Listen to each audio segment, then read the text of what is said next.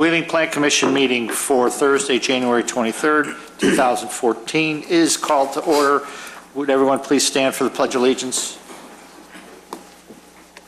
I pledge allegiance to the flag of the United States of America and to the republic for which it stands, one nation, under God, indivisible, with liberty and justice for all. Mr. Secretary, would you please call the roll? Commissioner Dorband. I'm here. Commissioner Johnson, I am here. Commissioner Powers. Here. Commissioner Schaaf gave prior notice that he would not be in attendance. Commissioner Styland. Here. Commissioner Zangara. Here. And Chairman Raffato. Here.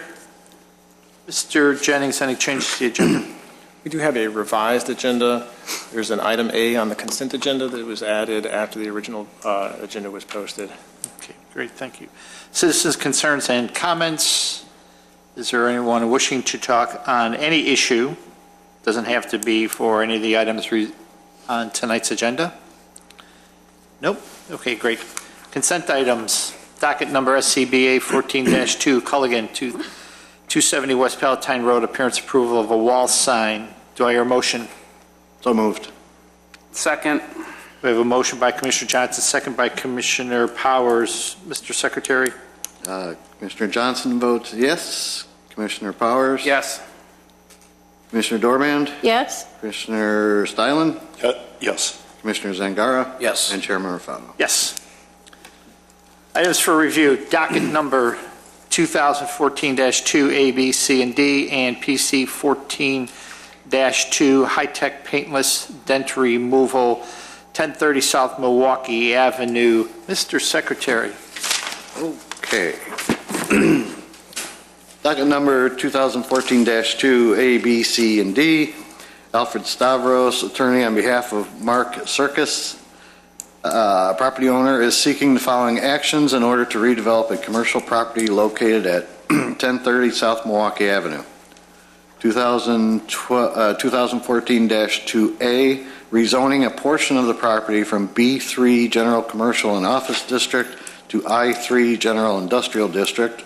And 2014-2B, variations from Title 19 zoning of the Wheeling Municipal Code of the following chapters: Chapter 19-06, Commercial Districts, Section 19.06.040, B3, General Commercial and Office District, Section D, Lot Requirements, Chapter 19-06, Commercial Districts, Section 19.06.040, B3, General Commercial and Office District, Section E, Setbacks, Chapter 19-07, Industrial District, Section 1907.040, I3 General Industrial District, Section E, Setbacks, Principal Building, Chapter 19-07, Industrial District, Section 1907.040, I3 General Industrial District, Section F, Setbacks, Accessory Structures,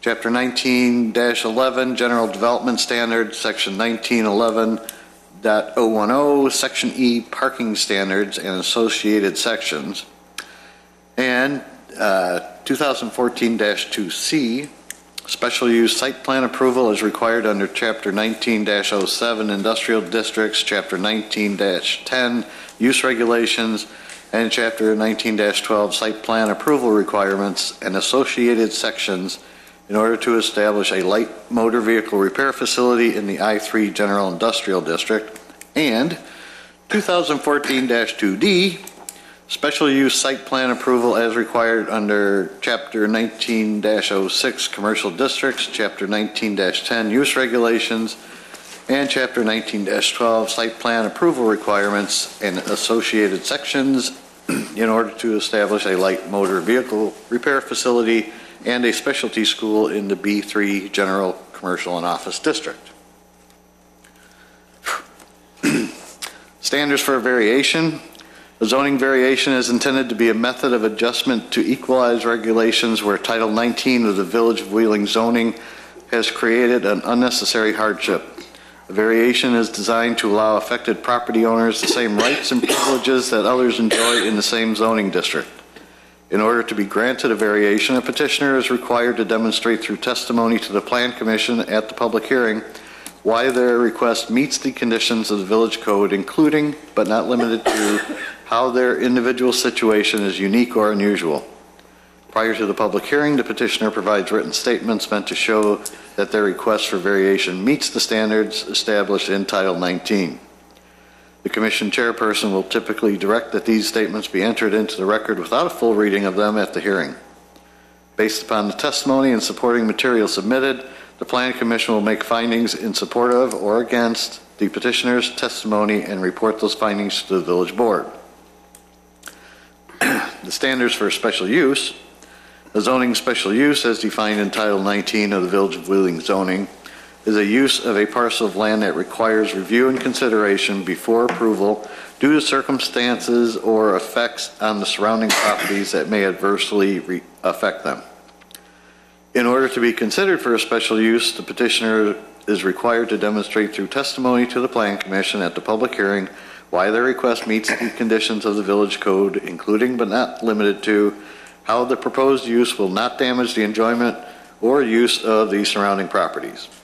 Prior to the public hearing, the petitioner provides written statements meant to show that their request for a special use meets the standards established in Title 19. The commission chairperson will typically direct that these statements be entered into the record without a full reading of them at the hearing. Based upon the testimony and supporting material submitted, the Plan Commission will make findings in support of or against the petitioner's testimony and report those findings to the village board. Mr. Chairman. Thank you. Your speaking might be longer than this whole thing. Mr. Jennings, anything to add? No, I think just a brief introduction before we have the petitioner come forward. The plans for this particular property were submitted for your review. I believe the hearing was late December 2011, and the board reviewed the item in February of 2012. The plans remain substantially similar to the plans that were previously reviewed. The review tonight, as you read in your report, is subject to a consent decree that involves both the petitioner and the Village of Wheeling. The plans that you have are the plans that were submitted for the board review in February of 2012. The staff is suggesting a condition of approval noted in your memo that the project be subject to the standards of Title 17, Title 19, and Title 22. Other than that, we would just open the hearing with the petitioner. Great, thank you. Could the petitioner please come forward? Sir, are you going to be the only one speaking tonight? I don't think so. If you have any Okay, questions. who will be speaking tonight? If you could just Yeah, stand up and please raise your right hand. Do you all swear the testimony you give tonight to be the truth? Yes. Great, thank you. And when you come up to speak, if you could give your name and business address to our recording secretary, that'd be great. Thank you very much. The My floor name is yours. Pardon me? The floor is all yours. Okay. My name is Alan Stefaniak. I'm with the law firm of DeMonte and Lezak. Our business address is 216 West Higgins in Park Ridge. Myself and Mr. Stavros as co-counsel were the attorneys with regard to the lawsuit that emanated after the village board denied the request in 2012.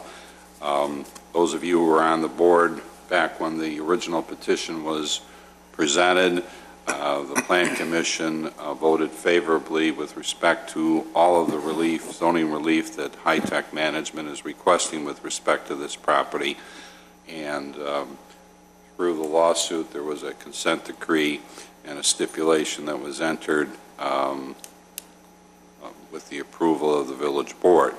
So tonight's hearing is a matter of the method to go about to fulfill that consent decree and the stipulation.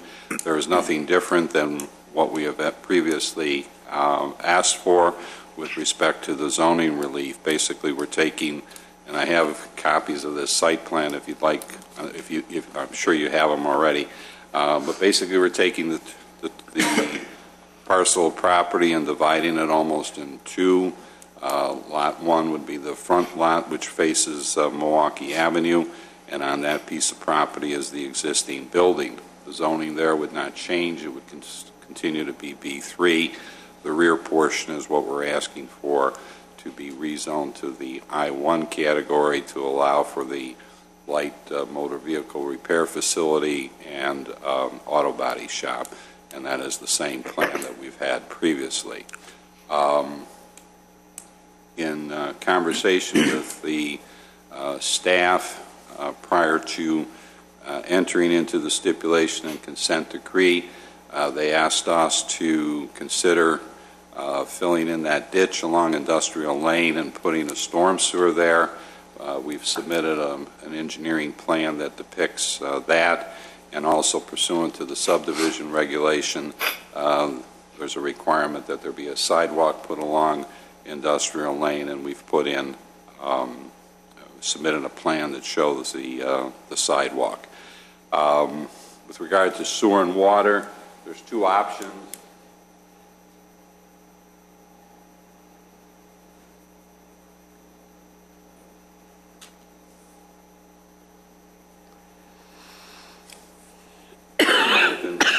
Two options that have been discussed with the staff.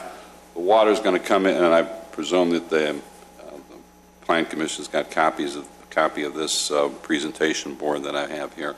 But there's two options with regard to the sewer and water. Water is going to come in off of Milwaukee Avenue, regardless of which option is pursued. The sewer, though, has got two different options.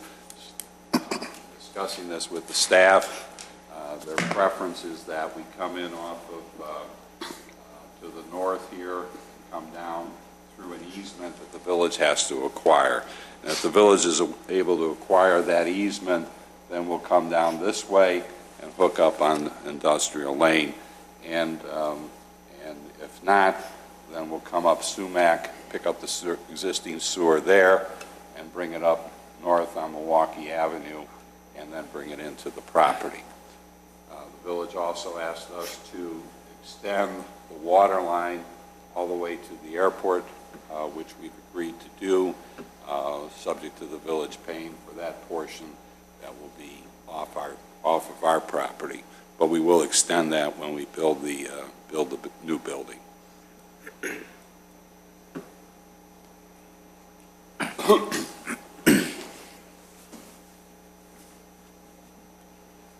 The variations that we're asking for remain the same.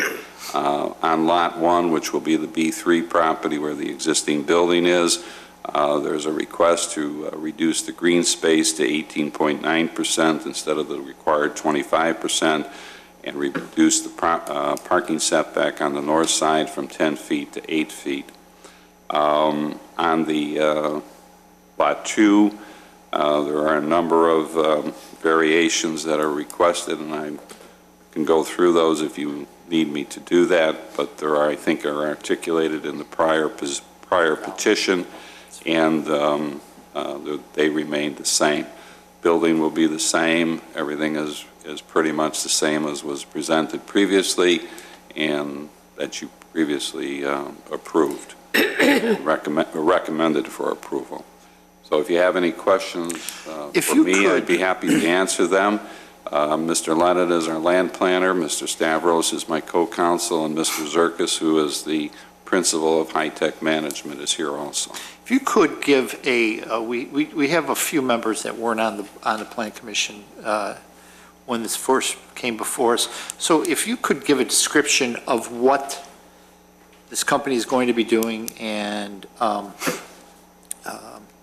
what the plans are for the building, you know, the specialty school, that type of information, so they have an understanding of what they're approving. My understanding of what is proposed for the existing building will be to operate paintless dent repair there, and Mr. Zerkis can go into exactly what that means, but also to have a training facility for his employees and those that do the work at not only this location but other locations as to how to properly do that method of paintless dent repair. The building obviously will be inspected and brought up to code as required when we go in there to do this in accordance with the village ordinances. But basically then that property is going to be sort of like split in half, as you can see there in that yellow building, it's shown on that plan up on the board. That's the existing building, and that's what will be used for that facility. On the rear portion, that portion that we're going to rezone to I3 and ask for a special use, there will be not only, it will also be a light automobile repair facility, but it will also include auto body work on that particular rear portion of the property. And that's why the request is made to rezone it to I3, because that type of facility is allowed as a special use in your I3 district, but not your B3 district. Another thing that's part of the consent decree, and I think it was a concern last time by some of the board members, and that is if we don't ask for anything further, we cannot, although I think it would be permitted, we cannot sell vehicles off of that B3 piece of property. In other words, it can't be used for automobile sales or vehicle sales.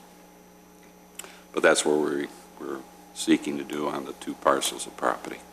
There will be a subdivision, through a plat of subdivision. We've submitted that previously for Plan Commission and Board review, so we'll actually be creating two lots out of the existing piece of property at this point. Thank you. This is a public hearing. Is there anyone in the audience that wishes to speak on this petition? No? Okay, great, thank you. We'll go to the Plan Commission members now, but Oh, could I just do one thing, if I could, Mr. Chairman, just so the record is complete? I previously gave Mr. Jennings via mail a copy of the affidavit that I sent out required by your ordinance, but here's the original notary.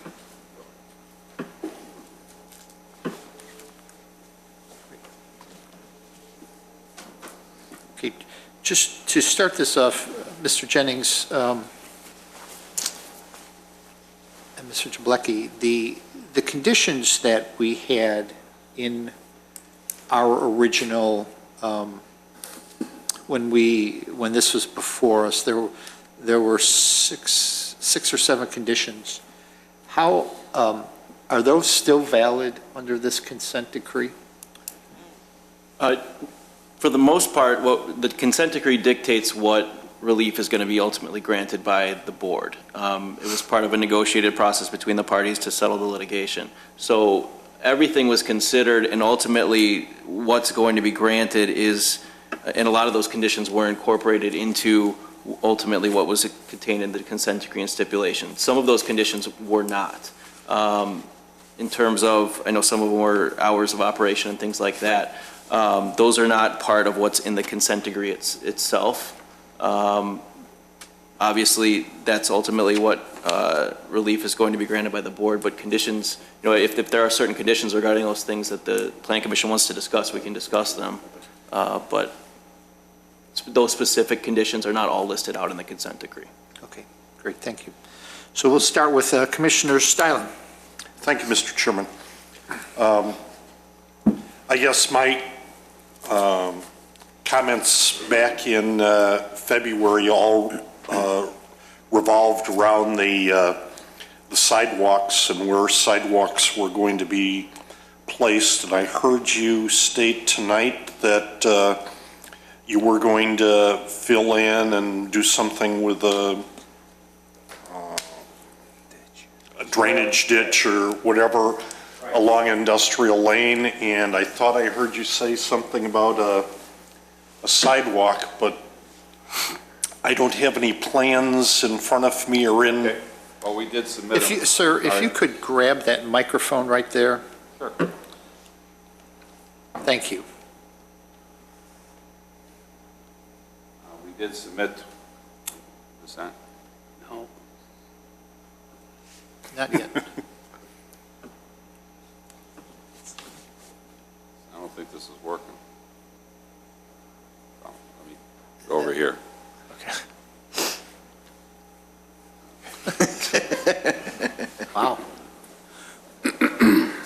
break it. We did submit these plans, and I'm sorry if they didn't get distributed. If I could just address, I don't mean to interrupt you, but if I could just address that. When we received the plan, we were at the point of distributing our report already. And we noticed some stuff on the plan. We did not want to forward a plan that we still had comments and questions on. So what we elected to do, rather than confuse the issue, was add a condition of approval, just referencing the standards of Title 17, which is our planning, subdivision, and development ordinance, Title 19, which is our zoning code, and Title 22, which is our floodplain regulations. I don't believe we're actually in the floodplain, but we wanted to make sure that we were referencing the code instead of picking and choosing sections of it. The primary issue was the plans that we received had some of the information we were looking for, but we couldn't understand all of the grading from the plan. We didn't want to confuse the commission. The sidewalk location was shown on a portion of the property and not the rest of the property. And given the time that we had to go through it, we elected to just go with a condition of approval.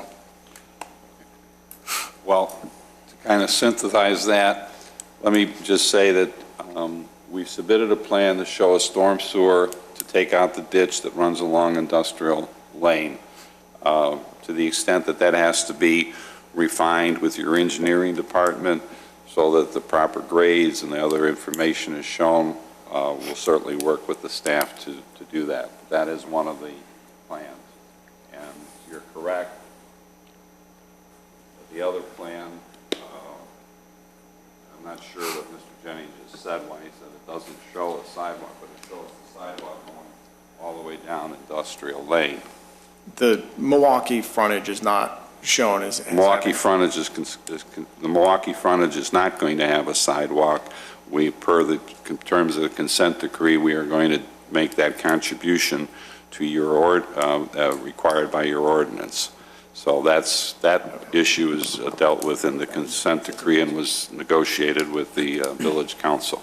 So along Milwaukee Avenue, we're not going to put it in, but your ordinance then says that we have to put in a contribution to your sidewalk fund, which we will do.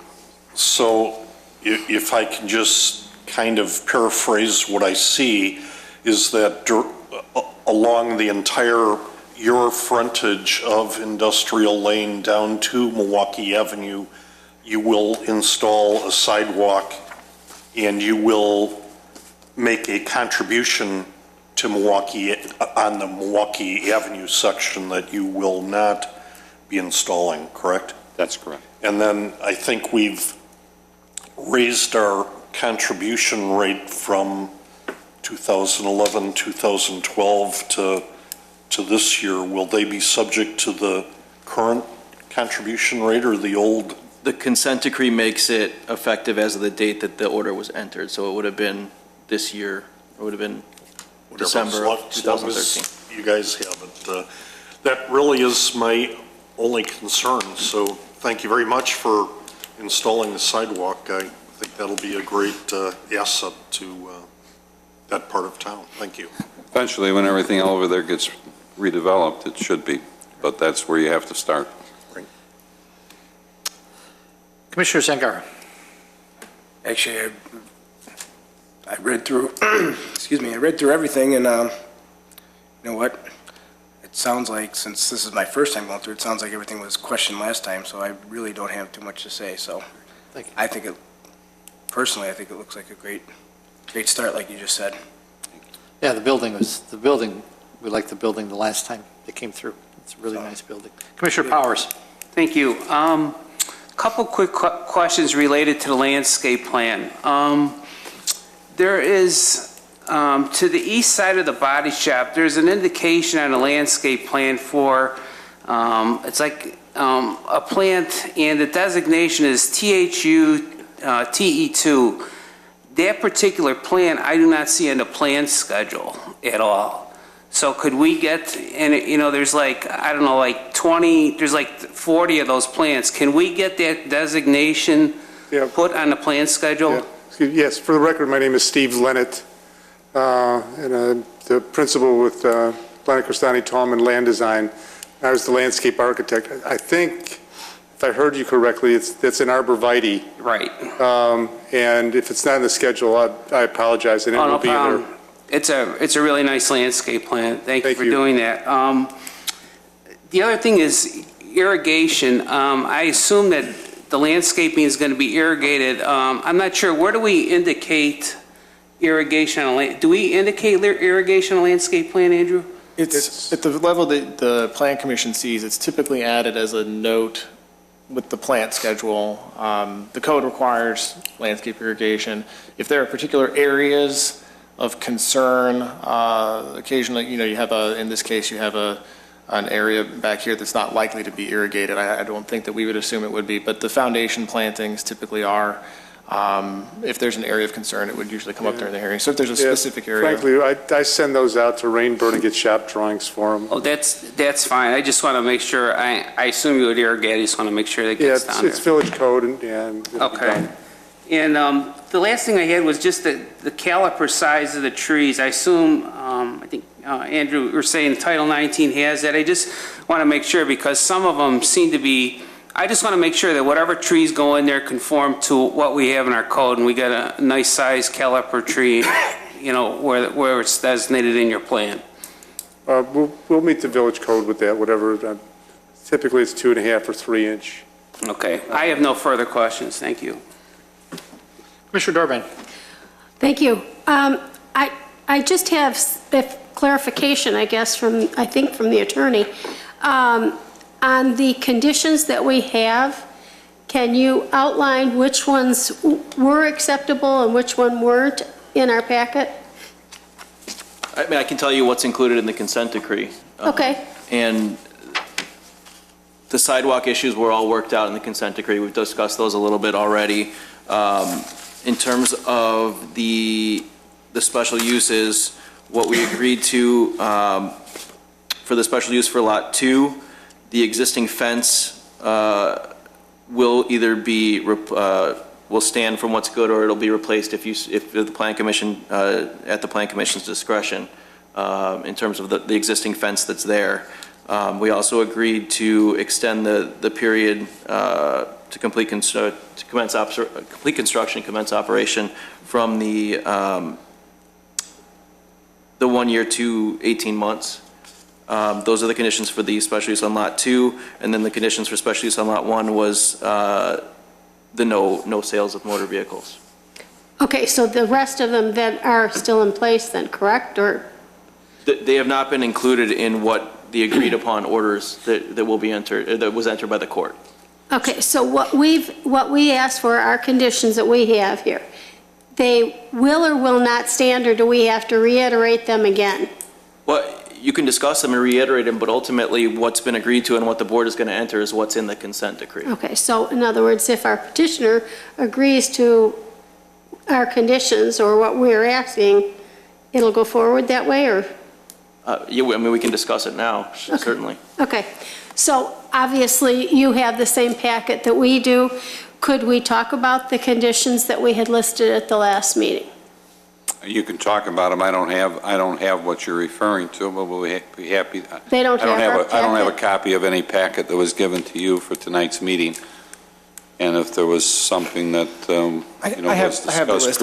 I can go down the list. It's not a very long list. Most of them are doubled up on both properties. They were included in both. So as our attorney had said, the requirement for the sidewalk was already discussed. There was a question on the lighting at the time of the original review. There was a discussion that the parking lot lighting would come back for a minor appearance review after the fact. I don't believe there was a plan, so the commission had suggested that come back once that information was available. That was the first. We're not going to come back with anything further with respect to the lighting. I mean, we'll work with. So just install lighting to meet the code? We'll install what's required by the code.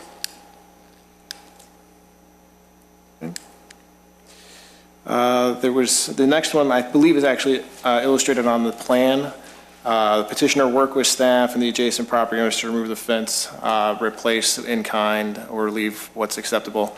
That, I believe, we've already addressed. What's that? I'm The sorry. fence, the issue with the fence, being able to keep the portions of the existing fence that were acceptable.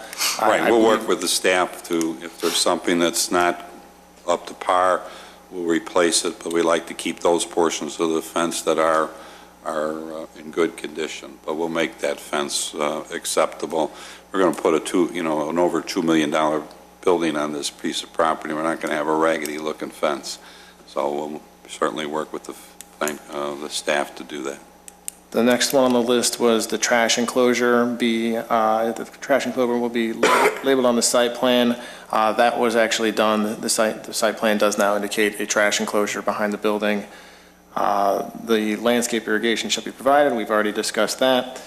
The hours of operation, let me just check and see if both buildings were the same for that.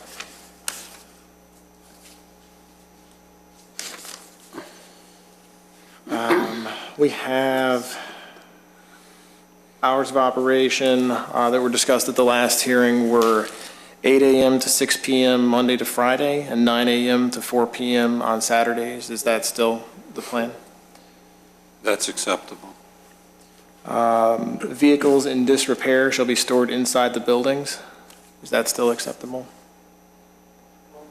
Vehicles in disrepair will be stored inside the buildings. Any significant body work is required, partially disassembled, that sort of thing. I think that's what the commission was looking for. You want to agree to it tonight? You want to agree to it tonight? The first pass isn't binding anymore. The only thing that's binding right now is what we agreed to in the consent decree. You want to agree to what he said? So my question is this, for example, if the vehicle is missing one headlight that needs to be stored inside, or like a major disassembled vehicle? I think the intent of the commission, and the commission is here to speak for themselves, but I think the intent was to have the Milwaukee Avenue area in particular not have vehicles in disrepair stored. Well, on Milwaukee Avenue, we're not going to have any auto body repair work, so. And that's still the plan. Yeah, I mean, the auto body repair is on the back portion. But I think we're just going to go, I think our position was we will go by what the village ordinances require. I don't want to get into, what is disrepair and isn't disrepair. So if you define it by ordinance, then we'll comply with it. It is not defined by ordinance that I'm aware of. I think it was more during the subjective. It's one of our conditions. Right. And the rationale, I can tell you from being with this petition before, is that you are correct. You are putting $2 million into this operation, and we, as well as you, would like to have it look as nice as possible. And that's the one reason why we asked for that condition, and I would hope that you would go along with that. Yeah, we're fine with that. We're not going to leave any vehicles. This was. Yeah, major. If we could just define it as any vehicle that, that needs major repair work will not be left out on the premises, so that we just have that adjective major. It's like Mark said, if it's just missing a headlight, we don't want to have to be pulling everything inside. And the last item on the list was, I believe actually addressed on your previous engineering plans, the pavement closest to Milwaukee, the east parking lot. We had agreed that it could be seal coated rather than removed and replaced. The front portion was in good shape.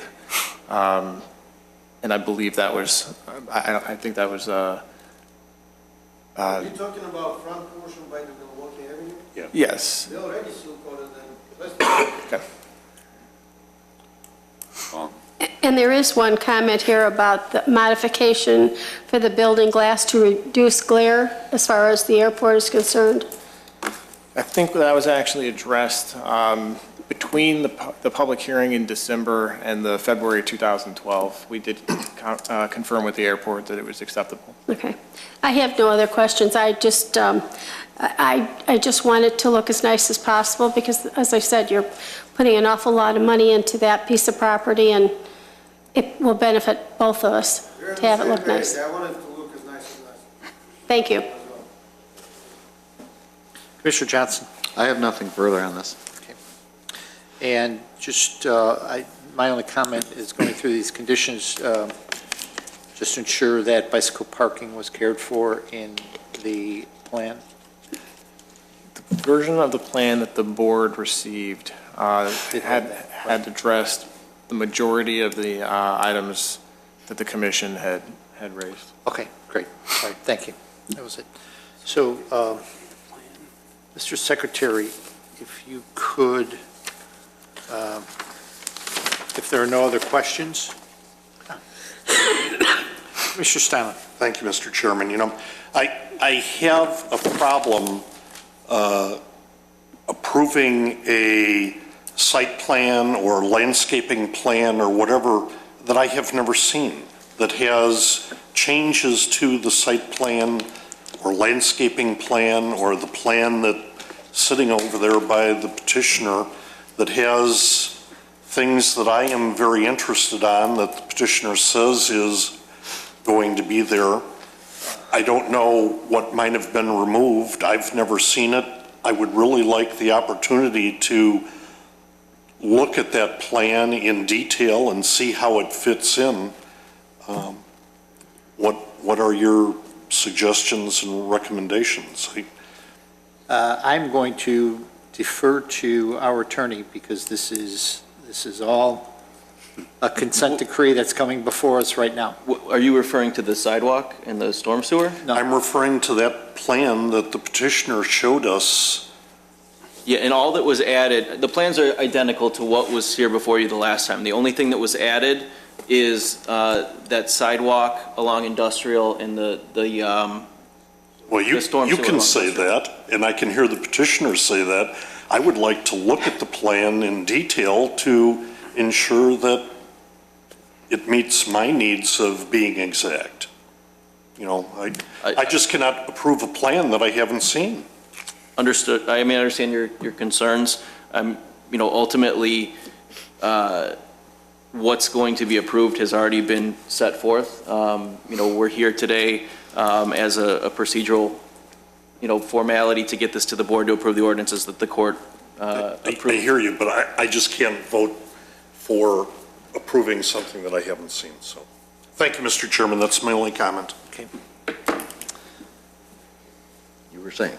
I was saying, if you start with each one of the dockets, starting with 2014 2A, and a vote on each one of them. So if you can start that. We need a vote on each one. Oh, we don't need a motion? We need a motion, Oh. right. We need a motion. Start with a motion. So do I have a motion on 2014-2A? So moved. There a second? I'll second. A motion by Commissioner Dorban, second by Commissioner Johnson. Mr. Secretary? Okay, on 2014-2A. This is the rezoning. Rezoning a portion of the property from B3 to I3. Commissioner Dorban. Yes. Commissioner Johnson says yes. Commissioner Powers. Yes. Commissioner Stylen. Yes. Commissioner Zangara. Yes. And Chairman Raffato. Yes. And one absent. 2014-2B, variations from Title 19 zoning related to setbacks. Do I hear a motion? So moved. Second. Second, motion by Commissioner Dorban, second by Commissioner Powers. Mr. Secretary? Commissioner Dorban. Yes. Commissioner Powers. Yes. Commissioner Johnson is yes. Commissioner Stylen. Yes. Commissioner Zangara. Yes. And Chairman Raffato. Yes. 2014-2C, special use approval for auto repair and body shop in the I3 district. Do I hear a motion? So moved, Mr. Chairman. I'll second. Motion by, Prior to the vote, if I could just, on this one, the hours of operation, 8 a.m. to 6 p.m. Monday to Friday, 9 a.m. to 4 p.m. on Saturdays, and the condition in the staff memo that the construction of the subject site will be subject to the village standards as described in Title 17, Title 19, and Title 22 and in accordance with the consent order related to the development of the subject property. Those are the conditions. It's okay with me. So we have a motion by Commissioner Stylin. Stylin, seconded by Commissioner Johnson. Commissioner Stylin. No. Commissioner Johnson says yes. Commissioner Dorband. Yes. Commissioner Powers. Yes. Commissioner Zangara. Yes. And Chairman Raffato. Yes. Okay, we have 5 yes, 1 no. Can I have who made and seconded that motion, please? Motion was made by Commissioner I Stylin, second it. second by Commissioner Johnson.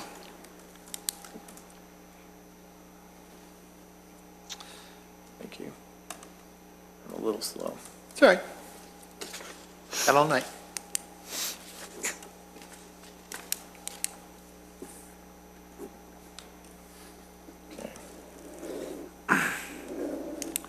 And for the record, Mr. Chairman, my no vote was purely because I didn't see the plan that I was approving. Yes. Thank you, Commissioner Stylin.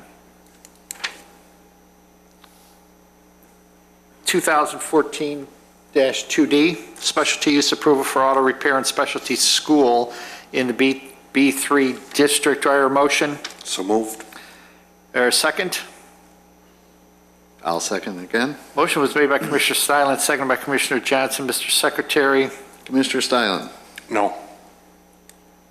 Commissioner Johnson is a yes. Commissioner Dorband. Yes. Commissioner Powers. Yes. Commissioner Zangara. Yes. And Chairman Raffato. Yes. Finally, PC 14-2, approval of plat of subdivision. Do I hear a motion? So moved. Second. Motion by Commissioner Dorband, second by Commissioner Stylin. Mr. Secretary? Commissioner Dorband. Yes. Commissioner Stylin. Yes. Commissioner Johnson is yes. Commissioner Powers. Yes. Commissioner Zangara. Yes. And Chairman Raffato. Yes. Motion, I was behind. Who made and seconded? oh, I'm sorry. On this one, motion was made by Commissioner, approval by Commissioner Dorband, second by Commissioner Stylin. Dorband and Stylin, okay. Right. Thank you. And just Commissioner Stylin on 2014-2D, you voted no, I would assume for the same reason. Exactly the same reason, Mr. Chairman. Thank you very much. Motion to close. So moved. Second. All those in favor? Aye. Done. Thank you for the sidewalks. Thank you. Thank you. Good luck. Again. As we said the last time. I may have missed D. Andrew, do you want to keep those here for the board? Or? I'll keep them for the board meeting. Sure.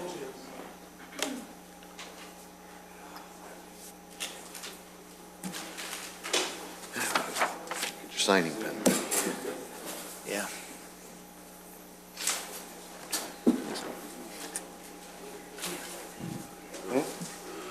Okay. So either the first meeting of March or the first meeting in February. Okay. All right.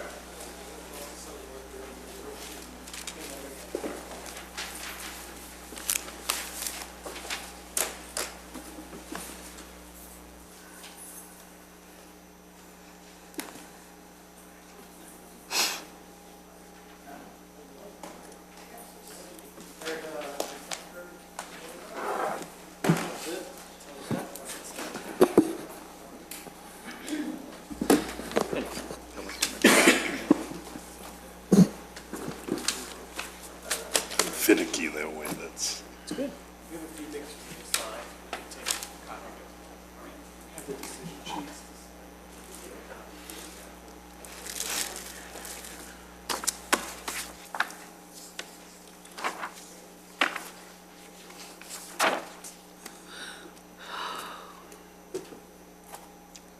I'm just very happy we got sidewalks, that's Yeah, nature. They don't call you Mr. Sidewalk for nothing. yeah, really.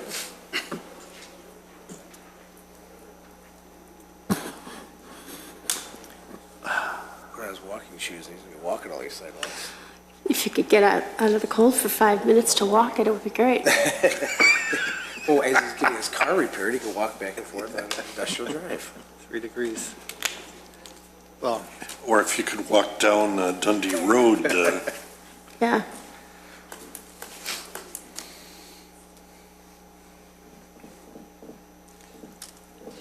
you probably don't have to stay if you don't want to. Okay. Unless you want to talk landscape. No, I'm good. Andrew, he doesn't have to, does Mr. Chaplecki have to stay? I think you should. I think he should, just for the pain. can you spell arborvitae? All right. Thank you. Thank you. The same here.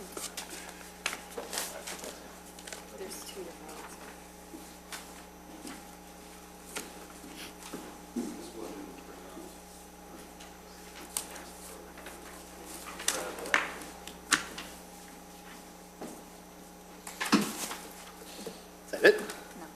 I don't think so. That's what I thought. The majority of the meeting will be this. I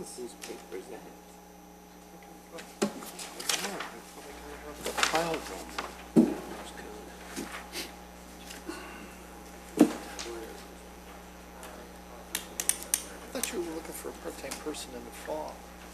I was. What? It didn't last long. Oh, We were going all the way from Forest Park jeez. for an $11 an hour job. If I was retired, I'd do it. Something.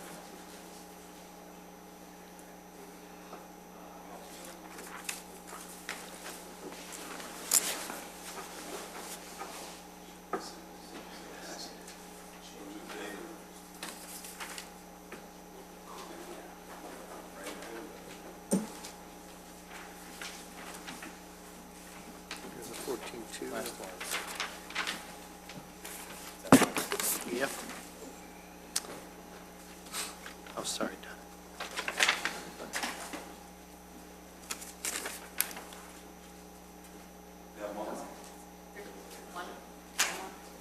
One more.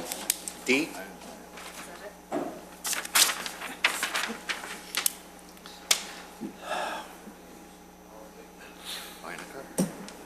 Yeah, really. All right, get this thing out of the way.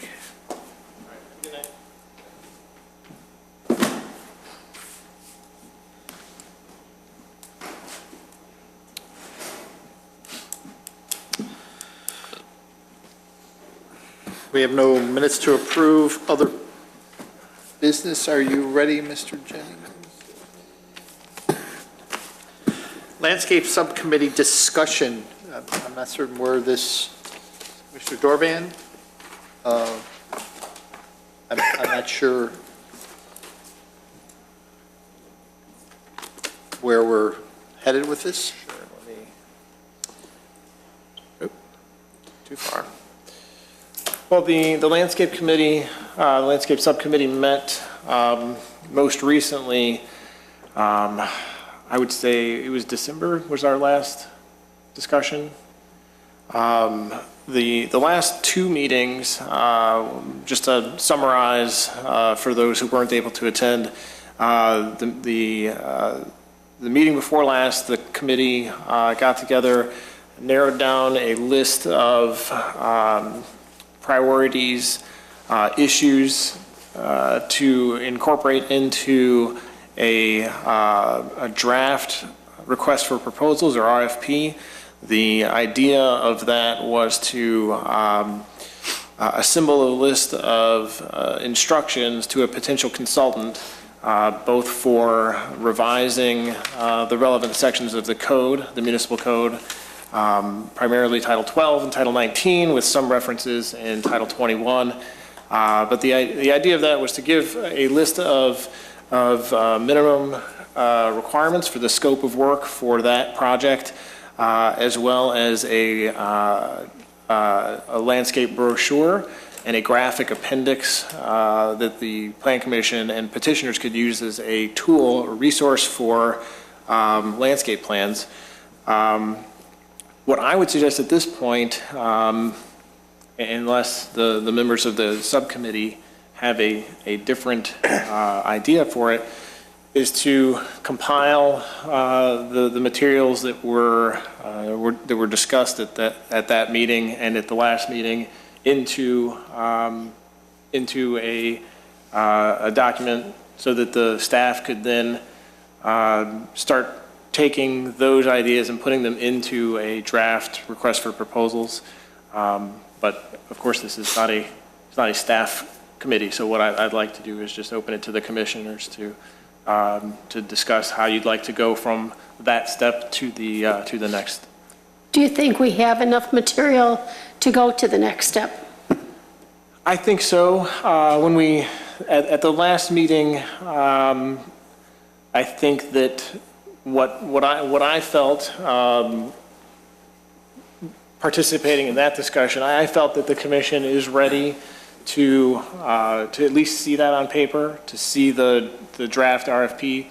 At that point, if you see it and you're not happy with it, of course, you can modify it. But what I would suggest is taking the document, drafting it so that we can discuss it, and if everyone's satisfied with it, we can put out the RFP and see if we can get some preliminary estimates. What more do you need from the committee to do that? It would be really helpful to have the digital version of the last list. I don't know if I have that. The final? Yeah, the final list. So if you have that, if you can get that to us, we can take our boilerplate RFP, insert the committee's list into it, and then get it back to you so you see how it's worded. Yeah, I'll get that to you tomorrow. Have everybody had a chance to look at the pictures that Commissioner Silent forwarded to all of us? I think it's pretty interesting when we look at some of them. I really, if you have them, you should still have them on your computer. I really would like to kind of get your idea of when you look at them, what you think, what you see. Did you like something, not like something? Because when I looked at it, I drive by it all the time, but I guess I didn't really look at it until I saw these pictures. And I would like to hear what everybody else has to say.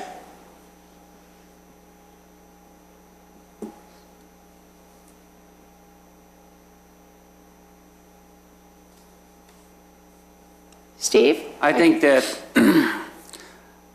like the picture in front of Taco Bell, I mean, there wasn't much there. I like to see maturity. I think where we get hung up is trying to anticipate the growth of a lot of stuff. I mean, weather's got a lot to do with it and stuff like that. So, you know, I want something that, and it's hard to guarantee. You don't know how something's gonna progress. And I know we talked about that before. That what was out front of there was there, I don't know for how long, and it really hasn't, you know, progressed like we would like, even though it's been out there for so long. So for me, I kind of like to see more mature things than, you know, and I guess it's kind of a crapshoot when you put something in and 5 years later it hasn't grown at all. So it's like, if we had a way around that, you know, I don't know what that is, but. Would it be helpful in the appendix that we're hoping to get with this RFP, that it would tell you how fast something would go and how big it would get? Would that be That would probably help me out, but yeah, it's always a tough thing. Because I think, I mean, even if you buy something from a nursery, or even if you're buying something from Home Depot or Walmart, they always have a tag that says maturity, how big it's, you know, potentially, and that's all you can have, you know, maturity, height, and width. So, yeah, that would probably be helpful. Terry? I guess my comment along that line, especially, you know, I took the pictures down Dundee Road for a reason, to get our feedback for what's good and what isn't good.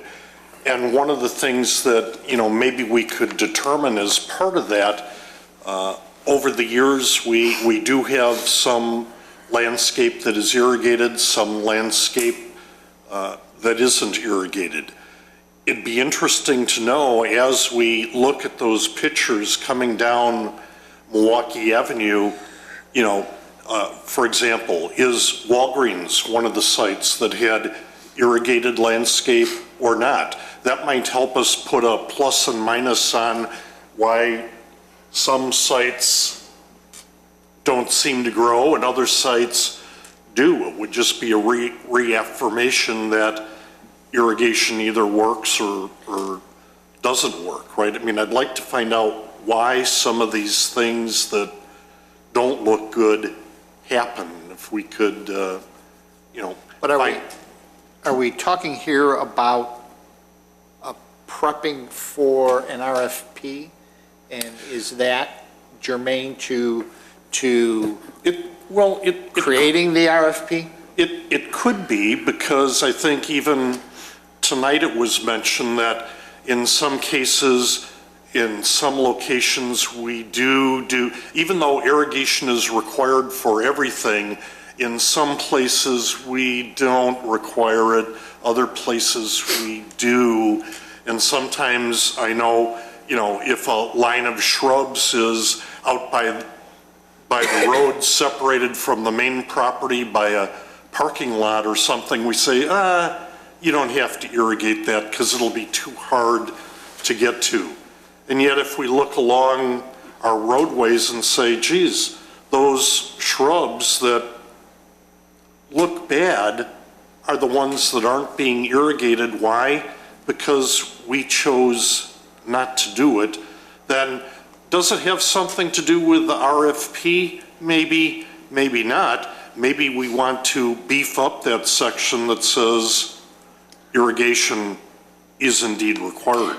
But until we get some definitive information on what's good, what's bad, what works, what doesn't work, you know, I don't know that I'm ready to.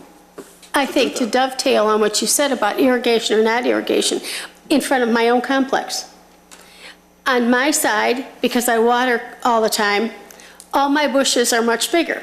On the other side, where my neighbor doesn't water as much, everything is much smaller. So it really does make a difference. I mean, and how it looks and how it progresses and how fast it grows. I mean, there's just a tremendous difference. But in looking at these pictures, as I looked at them, I realized that we probably should have asked for additional overstory trees. If you look in front of Walgreens, if you look in front of, well, each one of them, as a matter of fact, it breaks up the sight view as you go down, and you're looking at the trees more than you're looking at the ground. And I think that we ought to think more about that in getting our trees closer together on a project. And also looking at, now if you go down in front of, let's take Taco Bell for that. I mean, but that's, vegetation's been there forever. I mean, and look how slow growing it is. So if we had chosen maybe something was faster growing, it might look fuller. And the other thing, if we had probably put another tree or two in front of there, it would have a completely different look too. So I think that's, and I don't know how we write that into an RFP. Is there a way of doing that, Andrew? I think what you would do for that is leave it to the consultant as a task, as a specific task. One of the items that you'd like for the revision to the code to address is the proper treatment within the code of an irrigation requirement. Is it irrigation, the tree density? You have a handful of issues. You're looking for the expert to advise you on how to best write the code. So I think you do irrigation. It sounds like tree density. There are, I can tell you just from listening to your discussion, there's a couple of things that go into tree density that I think are going to create issues. You know, you've got the fire department has issues with where trees are located. Retailers don't like trees to be too dense in front of their stores. But it's not only trees, though, it's also plants. Right. Plant maturity. Yeah. Right, so you have, when you write the RFP, and what we can do is we'll take the list, we'll write it out, and the issues that you have, if they're not reflected in some way, we can certainly take that direction, update the RFP. But just listening to this, I would say, you know, the proper code treatment of an irrigation requirement, the proper code treatment of the density of overstory trees and mid-height trees. I think those are fair tasks to put to a expert consultant on a project like this. Because and of course, you've got the one that has absolutely no landscaping whatsoever. But that's before all of our time, I think, and I don't know that we can correct that. I don't know, there's nothing that I can see that we could correct it, and unless somebody else sees something, some way we could make it better. I mean, I don't know where they would even put landscaping on that one. In the Napa Center?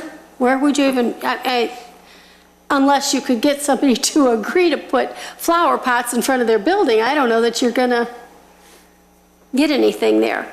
I just think going forward, we need to look at projects that are coming to us or when people come to us for big changes. I don't know. You have, I mean, there's a huge range of things that you're bringing up in just one small sentence. I mean, every case is different. I don't think that the members of this commission would recommend approval of a center like that. I think that it probably predates the street being that wide. I mean, there's a lot that goes into that. You certainly have the opportunity. It's likely that that building owner is going to, the new owner of that building is going to come in front of the commission with improvements related to a facade grant application. And we can advise them when they do that, include some provision for flower boxes along with your facade grant application. But to the RFP, I don't know that we're not, in the RFP, you're not going to be able to address every unique situation. I think it's these general questions. What is best practice for landscaping? Is this sustainable? There may be some connection to the types of plants you encourage in this environment. But you can put in, and you mentioned it to what Commissioner Dorban was saying, if they're experts on this, what is the best practice for a center like that comes before us that has no landscape? Sure. What is the best practice? Is it hanging plants? Is it something like that I'm sure that could be addressed? And even in the future, my bet is that Dundee Road will probably be expanded again, and we will lose property up to parking lots where, what do we do in the future, Yeah, that's a good question. How do we, like for instance, this property across the street here, at one time, is probably, at some time, is going to be developed. And we anticipate, as Commissioner Stein was saying, we anticipate probably Dundee Road being widened. So how do we build that into plans for the future? Sure.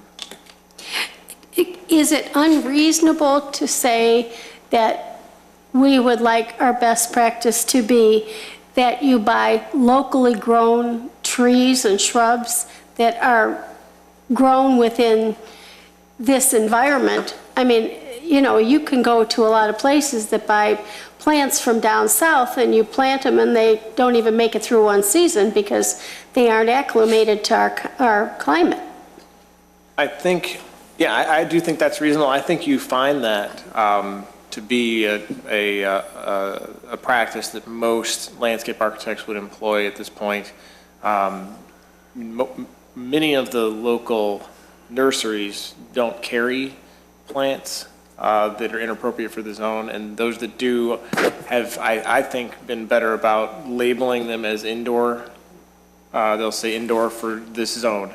The whole area of the greenhouse will be clearly labeled as this is an indoor plant in the zone that you live in. So I think that that's a reasonable requirement. I would defer to an expert on it, but I think that that's something that you could probably find some way to put that into writing. So, anything else from us? Anybody else have any comments at this point? Okay, then I'll get that to you tomorrow.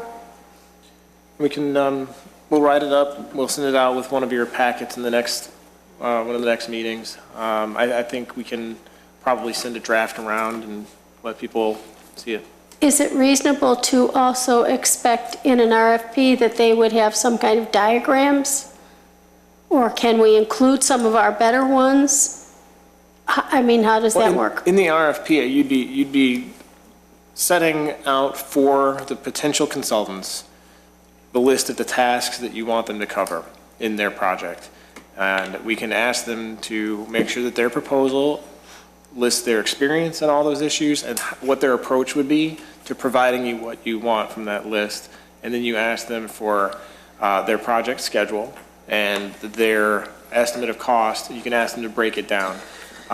You wouldn't typically ask them to do work for you at that point, but examples of their work, I think, are totally appropriate. That's typical. Will we get like a menu type of, like a cafeteria type of list of what their costs would be so that we could pick and choose what we could or couldn't afford? You can ask them to break it down. And one way that this may work out in the end is this project could be too expensive to complete in this fiscal year. But with the knowledge of what cost you're anticipating, right now I don't think we have a very good handle on what this is going to cost. We get some ballpark. Maybe there's certain aspects of this graphic appendix. Maybe that's 50% of the cost estimate is for that one item. Maybe the approach then, you play it by ear. You see what the board is willing to do, and maybe you budget for everything but that next year. But you don't know until you see what these costs are. Okay.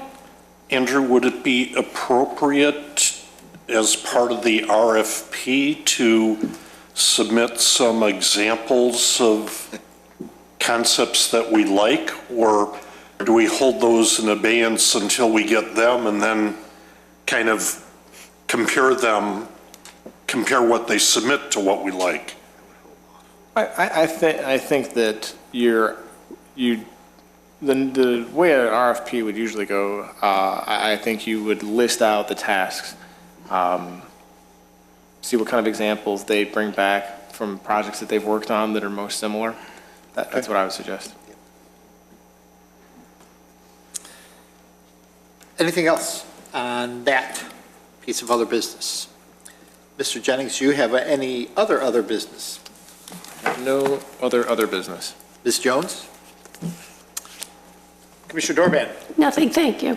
Commissioner Stylin? I don't have anything this evening. Commissioner Stylin? Repeating, in case you didn't hear me. I didn't. You turn the real Terry, nobody will get hurt. Yeah. Commissioner Zangara? I got nothing. Commissioner Powers? I have a couple. What happened tonight with the plans and the sidewalk and stuff like that? I guess what I'm wondering is when the board gets those plans, are they going to see the plans with the sidewalk in there like Commissioner Stylin asked? I guess my thing is at the board meeting on Monday, there was some discussion about older plans that, had changes that weren't necessarily at the board's disposal at the meeting. And I'm wondering, I think I'm going to have to start being more discreet when it comes to approving plans and then having stuff may or may not go to the board. I don't know. It's just that I think I got to start looking and thinking about it a little bit more before I give my stamp of approval. And I know the board I think wants a little bit more, but in a way I can understand it, but it's like we're kind of giving it to them, so I'm just wondering if we should be doing a little bit more. I don't know. My understanding of the direction from the board is to generally reduce what is a written condition that can otherwise be represented on the plan.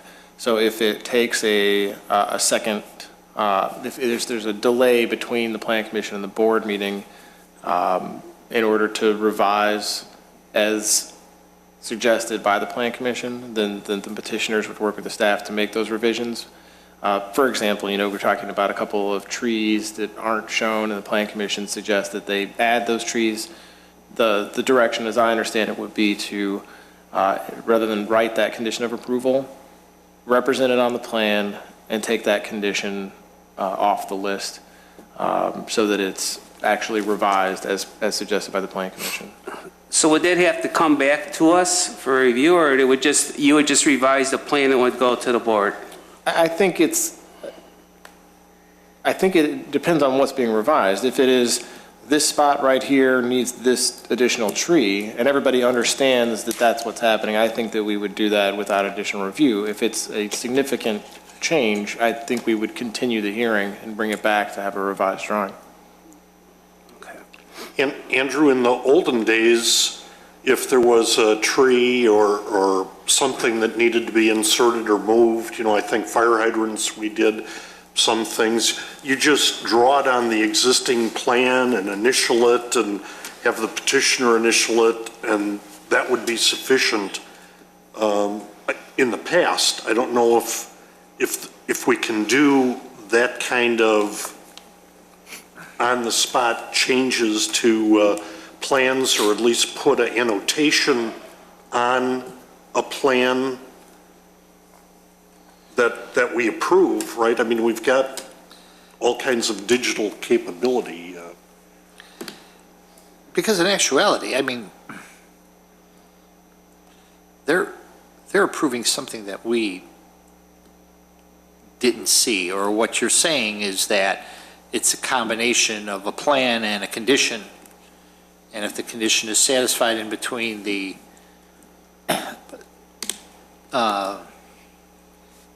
meeting, between the plan commission meeting and the board, then that's okay? Well, they would see what we asked for in the, Do they? But Findings of fact. that's Do they apparently see our not what conditions? happened Monday night. What I understand of the discussion Monday night is if there was a condition that would modify the plan in some way, rather than leave it as a condition, go ahead and address the items.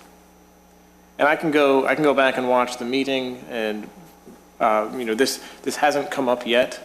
What you saw tonight is certainly an unusual review. yes. Yeah. The next time we have a meeting, we will have watched that. If I'm at all unclear about what happened at the meeting, I'll set up a discussion with the village manager and make sure that we're executing this the way that the board wants us to. Well, it seemed the way Mark was talking that there would be some kind of a change so that whatever we did here the board would understand, and it would be reflected on what they received, and so that they would be voting exactly on what we were saying. So for instance, a lot of times we've had discussions about the type of fence, and we put a condition in our docket that says that it's got to be a board-on-board with steel posts, but it's not reflected. So what you're saying in that case is that by the time, if there's time, the plan would show a board-on-board with a steel posts on the plan, and that condition is removed. Well, I think in the past, and correct me if I'm wrong, Terry, I think in the past when we had the paper plans, it would actually be written right on the plan that was the final approval. And so there was no way that it would be misunderstood down the road, because at some point, the condition, the sheet of paper that the conditions are on, gets separated from the plans. And I think that was Ken's concern. Exactly. That when do the plans eventually get updated, and I think Mark suggested that they would be done at permitting time, and that's when things got a little Very. hairy, yes. And Well, as long as I've been on the board, and I think I'm going on 9 years, I don't remember us writing on them, so Well, it you has didn't to, have it that has many, to be. you didn't have that many paper, but when, as long as I've been on, it's what, over 16 years, till we got the iPads, basically, we did write on the paper. Now, see, well, I don't even once the remember, papers got down to 8.5 by 11, we stopped doing that. Right, yeah, When we were so- doing the big jumbo plans, we used to scribble on them all the time. oh, okay. Right. That was before my time. Right, and so therefore, whatever was changed was automatically on the paper. So the change went on the paper and it went with the plan. Now, there's a concern because the two are separated, and there's no way of tracking it back. Oh, what's interesting is, as evidenced by tonight, is that we had conditions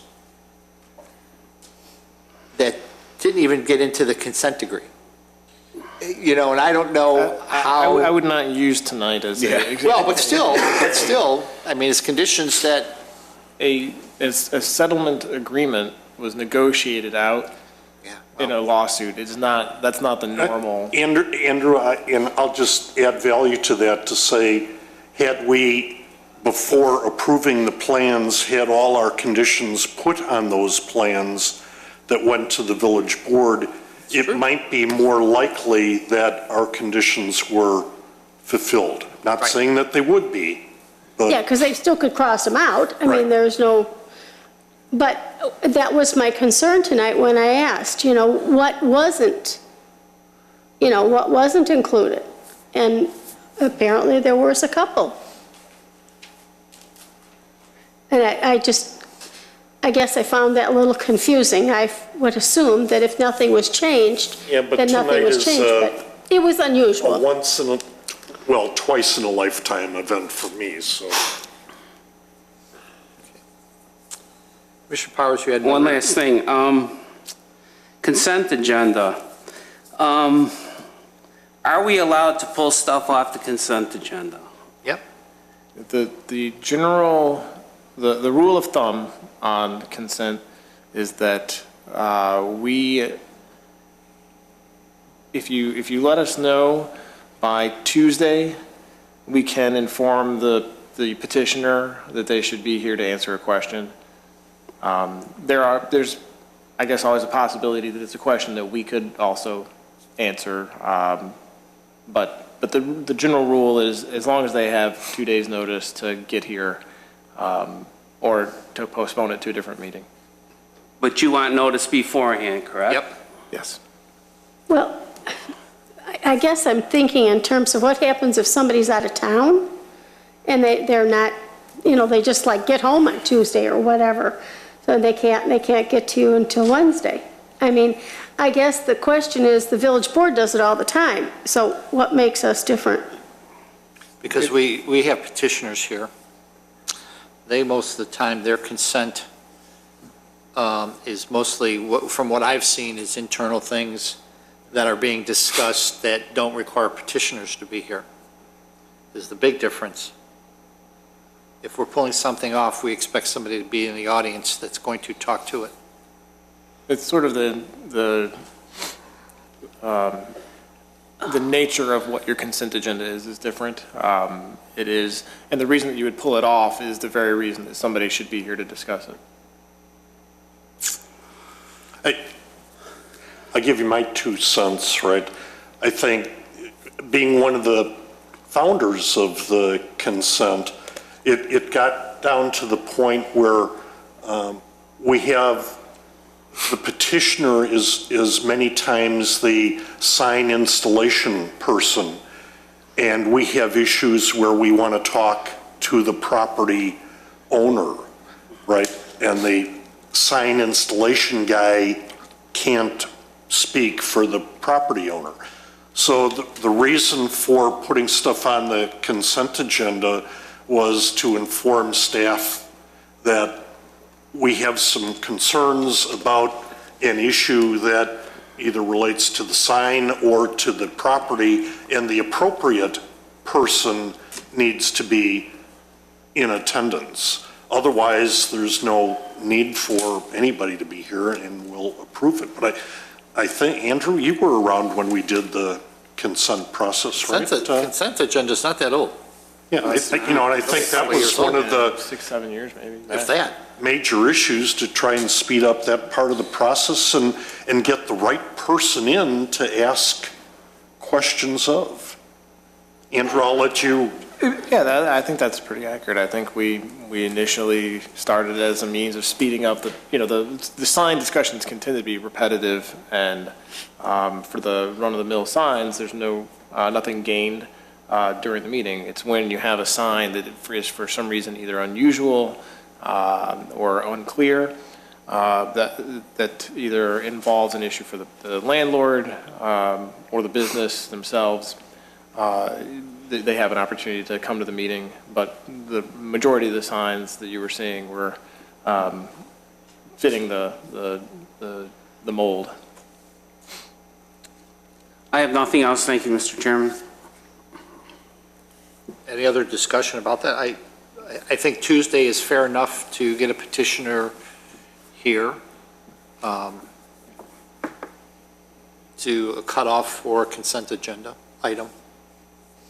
Before we do that, one of the things, though, that I asked, and I don't know if staff has had an opportunity to do any analysis, is that the last two items that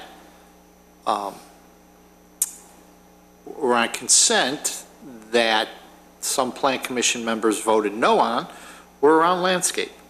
And the question I asked is, how many of those, how many recently have we had in the last year that had landscape on them? And if they do, that should, in my eyes, that should be an automatic one, take it off consent agenda and put it on the regular agenda so it can be discussed. Because what I see on consent agenda should be a sign face, change in a side face or a new sign that's going up on a wall. But if we're dealing with landscape, then I think it should come before us. So you're saying you make sign, if it's a landscape issue, it should be an exception and it should automatically be an agenda Yeah, item? it leaves, then it leaves, there's no question about, somebody has question about content, quality, size, that shouldn't be part, because in my eyes, a consent agenda, there shouldn't even be any discussion. I agree. It should be. I agree. It should be, do I hear a motion? Yeah, let's go for it. Not even questions. Shouldn't be. So the biggest, if it's the biggest one is landscape, then we take those off consent agenda, put them as a regular agenda item, and we discuss it.